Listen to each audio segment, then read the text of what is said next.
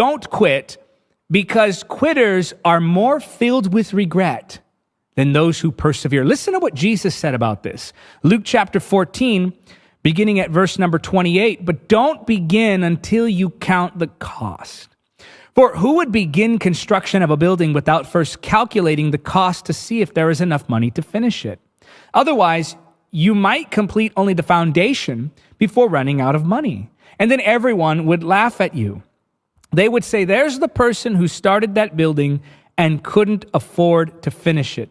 Now, here in this parable, the individual wasn't able to finish the project because they didn't properly plan for it. And so they were forced to quit, but nonetheless, they ceased working for the end goal. When you quit, you are filled with regret. Listen, if you just continue from this point on, you're going to have to struggle anyway. I'll tell you how it's going to be. You feel like quitting? You feel like giving up? You feel like you're hanging on by a thread spiritually?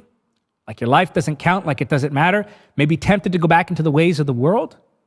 Well, I want you to think about this. The time will pass anyway. The struggle, the trial, probably not going anywhere. So if you quit, if you give up, you're going to probably still have to go through that trial. You're probably still going to have the same exact circumstance. The suffering will still be there. However, when you get to the end of that, you'll say to yourself, the time passed anyway. I felt pain anyway. It was difficult anyway. But I quit. Listen, you're going to have to choose which path you want to take, and both paths have their difficulties. The path of disobedience, sure, it has what some would call pros. People consider the pleasure of sin to be a pro. People consider the pride of life to be a pro, and so forth. And of course, there are things that make that path alluring, enticing to human nature. But you walk that path, and it's a path of destruction, and it will be a difficult road.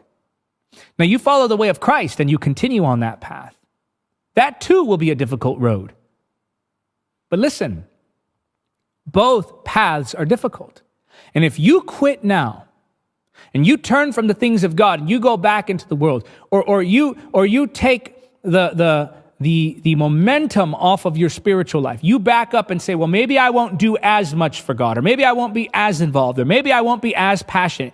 Maybe just I'll tone it down a little. You do that, you're going to still have to walk a difficult path. The time will pass anyway.